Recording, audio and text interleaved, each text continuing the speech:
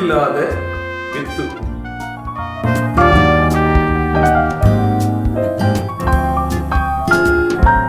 எகிப்து தேசத்தில் கெய்ரோ நகரில் கிசோ பிளாட்டோ பகுதியில் உள்ள ஒரு பிரமிட் பல நூற்றாண்டு பழமை வாய்ந்ததாகும்.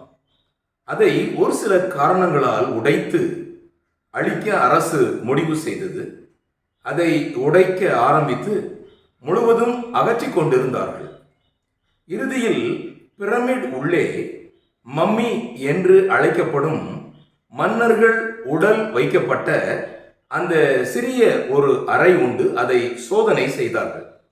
அங்கே மம்மி வைக்கப்பட்டிருந்த அந்த தலைமாட்டில் ஒரு பித்தளை செம்பு இருந்தது. அதற்குள் சில விதைகள் வித்து வைக்கப்பட்டிருந்தது. ஆராய்ச்சியாளர்கள் அழைக்கப்பட்டு இது எந்த வகை செடியின் விதைகள், எதற்காக இங்கே பாதுகாக்கப்பட்டது, இதன் விசேஷம் என்ன என்று ஆராய்ந்து பார்த்தார்கள். ஆனால் கண்டுபிடிக்க முடியாமல் இருந்தது. இறுதியில் ஒருவர் ஆலோசனையின்படி அந்த வித்து தரையில் விதைக்கப்பட்டு தண்ணீர் ஊற்றப்பட்டது.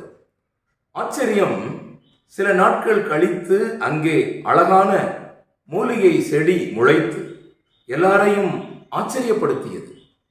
எத்தனை நூற்றாண்டுகள் கழித்து இந்த வித்து உயிர் பெறுகிறது என்று சொல்லி நான் இதை அறிய நேர்ந்தது. வேதத்தின் எழுத்துக்கள் ஒவ்வொன்றும் ஒரு வித்து. ஆண்டவராயிருக்கிற இயேசு கிறிஸ்துவின் நாமத்தில் எக்ஸோடஸ் டிவி அருளுரை துளிகள் வாசகர்கள் யாவரையும் அன்போடு கூட வாழ்த்தி வரவேற்கிறோம். அநேக நூற்றாண்டுகளுக்கு முன்பு வைக்கப்பட்டதான அந்த வித்து தண்ணீர் ஊற்றி தரையில் அது விதைக்கப்பட்டவுடன் முளைத்ததை இந்த விக்கிபீடியாவில் இவ்விதமாக வாசித்தேன். Many gardeners cite the seeds found in ancient Egyptian pyramids as evidence.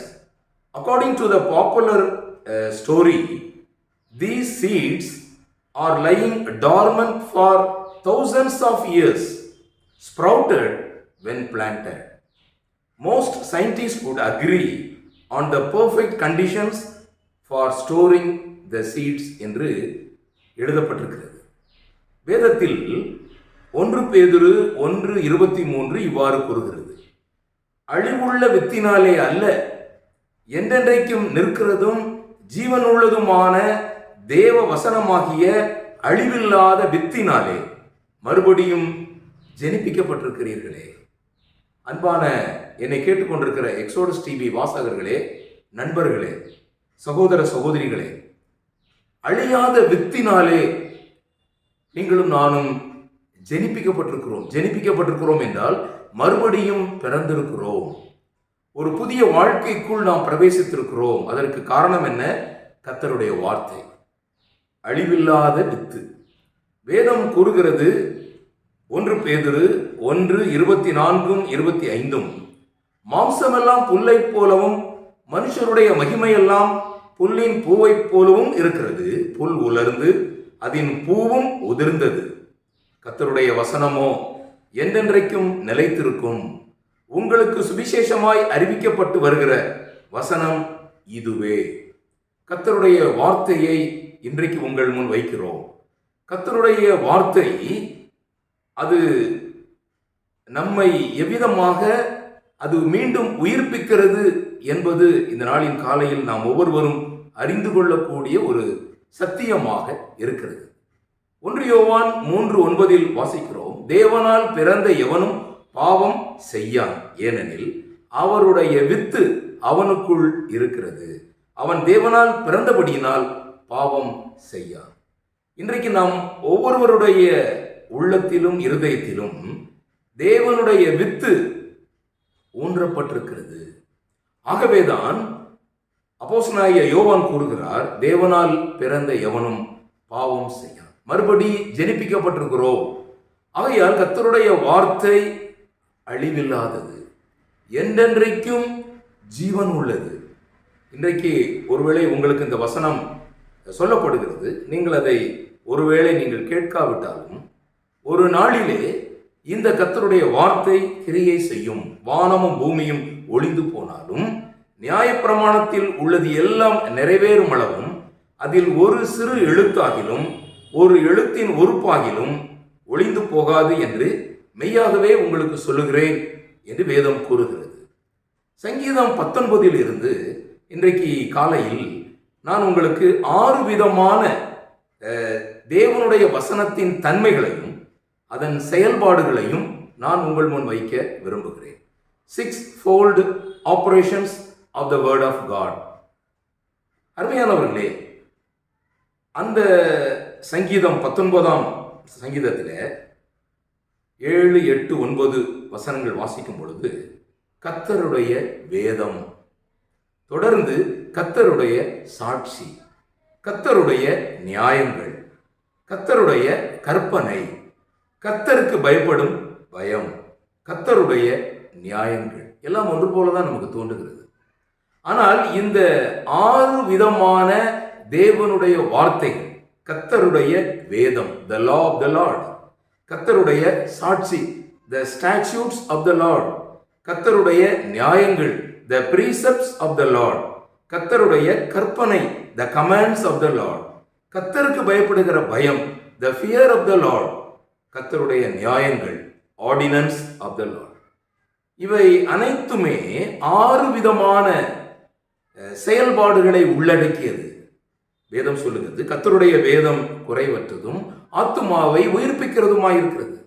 கர்த்தருடைய சாட்சி சத்தியமும் பேதையை ஞானியாக்குகிறதுமாயிருக்கிறது.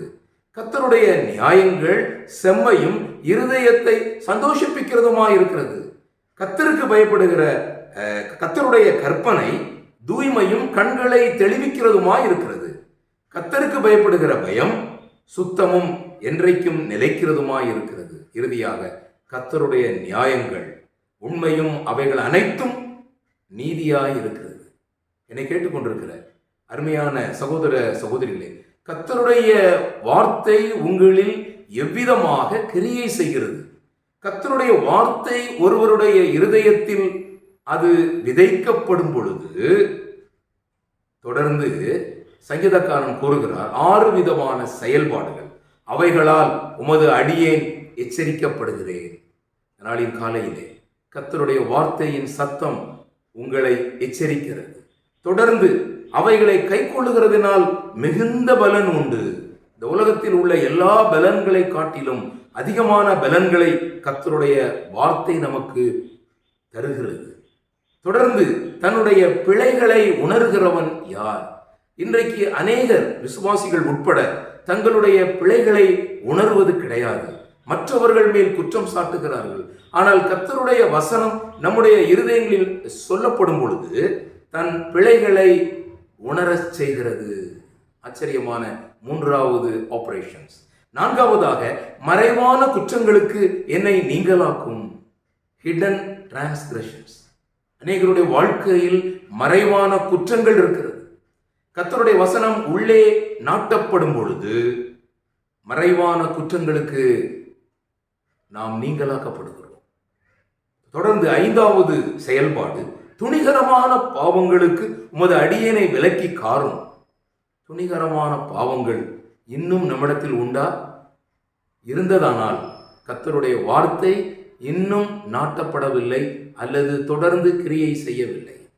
இறுதியாக, அப்பொழுது நான் உத்தமனாகி பெரும் பாதகத்திற்கு நீங்களாயிருப்பேன். என்னை கேட்டுக்கொண்டிருக்கிற அருமையான நண்பர்களே, சகோதர சகோதரிகளே, மாரியும் உறைந்த பனியும் வானத்திலிருந்து இறங்கி அவ்விடத்திற்கு திரும்பாமல் பூமியை நனைத்து அதில் முளை கிளம்பி விளையும்படி செய்து விதைக்கிறவனுக்கு விதையும் புசிக்கிறவனுக்கு ஆகாரத்தையும் கொடுக்கிறது எப்படியோ அப்படியே என் வாயிலிருந்து புறப்படும் வசனமும் இருக்கும். அது வெறுமையாய் என்னிடத்திற்கு திரும்பாமல் அது நான் விரும்புகிறதை செய்து நான் அதை அனுப்பின காரியம் ஆகும்படி வாய்க்கும் என்று ஏசாயா 55:10-11 வாசிக்கிறோம். இந்த நாளின் காலையிலே கர்த்தருடைய வார்த்தை உங்களில் கிரியை செய்கிறதா?